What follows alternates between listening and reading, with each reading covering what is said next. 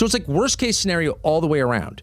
A dumb, bigoted person with anti-American views serves in the United States Congress, but that's not the worst of it. The worst of it is, as she serves the United States Congress, as she serves the American people, she's actually serving her real people, which are the Somali people, and she says so out loud. Here's the first of 2 clips from Ilhan Omar pledging allegiance not to the United States, but to Somalia. Here's where the conversation turns serious. Tucker lays out a portrait of Ilhan Omar that goes beyond controversy or sharp rhetoric. He frames her rise in politics as rooted in grievance and division, then pushes further. The real concern centers on loyalty. He argues her words and record reflect hostility toward American identity and indifference toward national unity. This moves past policy debate and into representation itself. Members of Congress shape budgets, foreign policy, and the country's voice abroad. That power carries an expectation of allegiance to the nation as a whole. When rhetoric centers tribe over country, trust breaks down. That warning deserves attention. And this is not the first time Tucker warned about Ilhan. Let's dive deeper into Tucker's argument and why he believes this pattern threatens cohesion across America. And a lot of the conversation we have about it breaks along lines of, well, I'm defending my group, I'm mad at your group. Let's have a debate about whether my group is good or bad. Or you shut up because you're criticizing my group. Okay.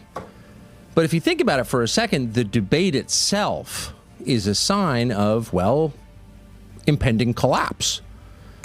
Because no country, especially one that's the size of a continent that has hundreds of millions of people in it, can stick together unless there is a shared identity, a supra-identity, identity that looms over all other identities, that holds it together. It's not the force of law that holds countries together. It's the force of custom, the force of language, and the force of shared belief. What is it to be an American? It's not just a dopey academic question. It really is the question that without an answer will lead to the breakup of the United States, and possibly sooner than any of us expected. And there's no answer for that question right now. And so the meta question is why? Why can't we decide on something as basic as what it is to be American? How did we get here? How did we get to a place where people are starting to see themselves in terms that have no reference point at all in a national identity? And over time where that's going. How did we get here? That's what's worth assessing. Let's speak plainly. The clip opens with a hard truth. Identity politics accelerated after the election. That matters because large nations survive through shared identity, shared language, and shared belief. Law enforces rules, culture sustains unity. When leaders place tribe above country, cohesion erodes quickly. Tucker raises a simple but critical question. What defines American identity today? That question drives national stability. When people see themselves first as members of a group, loyalty shifts, civic trust weakens, politics turns into grievance combat. History shows where this path leads, and the signs already surround us. He then uses the Somali community as a case study. The data tells a story. Rapid population growth, dense geographic clustering, heavy dependence on public assistance, and limited assimilation create parallel societies. Parallel societies generate political influence without shared civic responsibility. That imbalance fuels frustration across communities. This context brings Ilhan Omar into focus. Her recorded statements matter because they reveal worldview over time. When a sitting member of Congress refers to Somalia as our country while holding influential committee roles, voters have every reason to ask questions. Those questions involve loyalty, priorities, and representation. Public office demands clarity. Supporters often deflect criticism by labeling it prejudice. That tactic sidesteps the issue. Cultural pride differs from public allegiance. Leadership requires speaking for the entire nation across background and origin. When leaders fail to do that, politics fragments into rival camps. The broader concern reaches beyond one lawmaker. Tucker argues that modern leadership lacks confidence in American identity. Without confidence, leaders avoid setting expectations around assimilation, civic loyalty, or responsibility. Benefits expand, standards blur, and accountability fades. Institutions strain while difficult conversations remain off limits. Immigration once followed economic need. Skills filled gaps, communities integrated, and mobility followed. Refugee-driven policy shifted that model. Support replaced incentives for integration. Over time, dependency increased, resentment grew, and trust declined. The message stands clear. A nation built on ideas requires buy-in. Shared rules, shared language, and shared loyalty hold diverse people together. Leaders who elevate tribal identity over national unity deepen division. Stability demands honesty, firm standards, and leadership willing to defend a common civic culture without hesitation. Here's what Tucker does next, and this part matters because it adds structure to the argument instead of emotion. He moves from ideology into data. He points out that the Somali population in the United States remains relatively small compared to other immigrant groups, yet the political impact feels oversized. That disconnect raises questions worth examining. This is one of the poorest groups in the United States. They're also one of the newest arrival groups. There were about this is just a guess, but there were about 2,000 Somalis in the country in 1990 during the first Bush administration. None. You never met a Somali. You never knew anyone who had. You had no opinions on Somalis because where's Somalia? Africa somewhere? Answer, yes. But all of a sudden, in the subsequent 35 years, there are hundreds of thousands of Somalis, and and this leads to the second thing we know about Somalis, they are clustered together. They have not assimilated, as we say.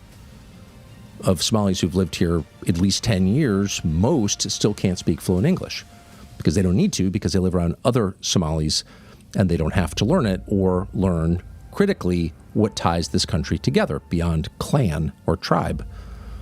So they're clannish and they're poor.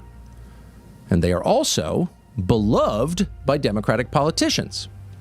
So those are the three things we know about Somalis. And then recently we learned that in both Minnesota and the state of Maine, which is the two states in this country where they are concentrated, outside Minneapolis and within Minneapolis, and in Maine and Lewiston and Portland, they have committed, apparently, and by they we mean literally they, as a group, speaking their language, communicating only with each other, massive multi-billion-dollar Medicaid fraud.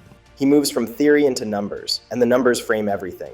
Roughly 250,000 Somalis live in the United States, heavily concentrated in Minneapolis and parts of Maine. Concentration changes behavior. When communities cluster tightly, life turns inward. Business, language, media, and politics circulate inside the group. Shared civic exposure shrinks and national identity weakens. Then he turns to outcomes. Poverty rates within Somali households rank among the highest of any immigrant group. More than half of Somali children live below the poverty line.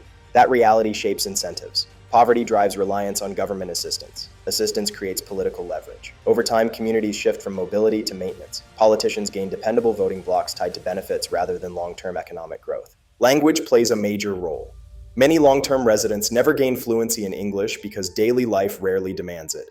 Without a shared language, trust erodes. Misunderstanding grows. National culture loses relevance. A country held together by words and norms struggles when large groups operate outside them. This leads into the political dynamic. Democratic leaders elevate Somali identity through symbolism. Flags appear, anthems play, rhetoric frames the group as central to American success. Measurable outcomes tell a different story. High dependency, limited integration, and persistent poverty dominate the data. Celebration replaces evaluation. Applause replaces solutions. Tucker then raises the fraud cases. Investigations in Minnesota and Maine uncovered massive Medicaid and Medicare fraud schemes involving Somali-run networks communicating internally and exploiting public systems. Fraud at that scale requires coordination, insulation, and weak enforcement.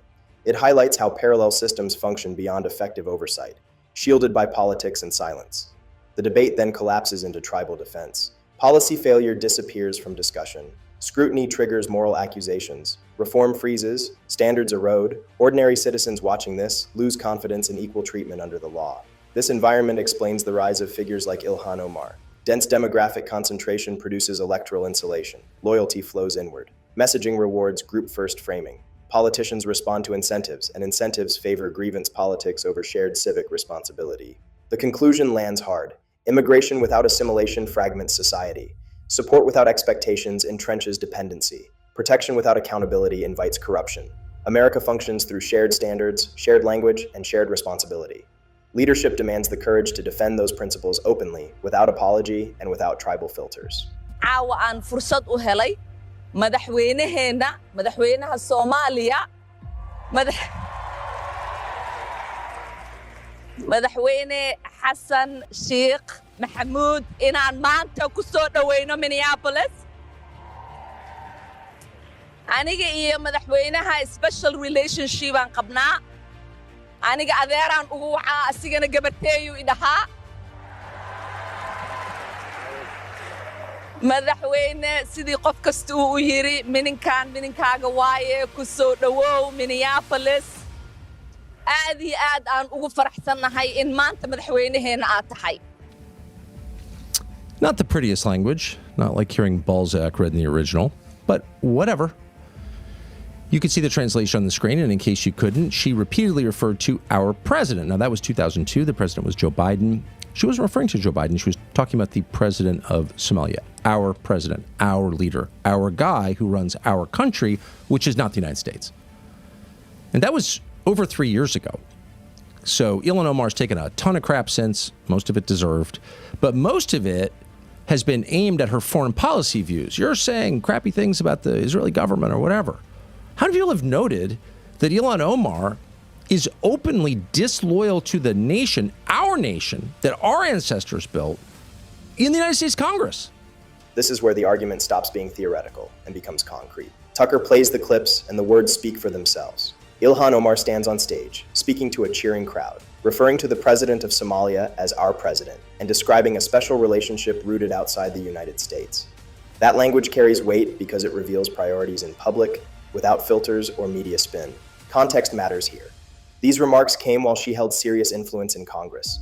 Committee assignments shape foreign policy messaging, funding decisions, and diplomatic posture. When a lawmaker frames another country as our country while serving American voters, questions arise about allegiance and judgment. Those questions stay valid regardless of intent or background. Tucker pauses to clarify the timeline. The comments occurred years into her political career, long after she entered national office. This removes any excuse of inexperience or misunderstanding. Patterns matter more than isolated remarks, and this pattern repeats across multiple speeches over multiple years. He then connects this back to accountability. Criticism aimed at Ilhan Omar often focuses on foreign policy rhetoric involving Israel or U.S. alliances. Tucker argues that the deeper issue receives less attention. Open tribal allegiance undermines the expectation that elected officials represent the entire nation equally. Public service demands a unifying posture. Another older clip reinforces the point. Before entering Congress, she spoke about influencing outcomes back home alongside elections in the United States. That phrasing again places national identity in a secondary position. For voters listening carefully, the message stays consistent. This section forces an uncomfortable realization. Words reveal worldview. When leaders repeatedly frame politics through ethnic or national origin rather than shared civic identity, division accelerates. That division rewards politicians who mobilize loyalty inward rather than upward toward a common national purpose. Tucker closes this segment with a broader standard. America allows cultural pride. It celebrates heritage. Leadership, however, requires universal appeal. Speaking for a tribe differs from speaking for a country. The line between the two determines stability. For many viewers, this moment crystallizes the concern.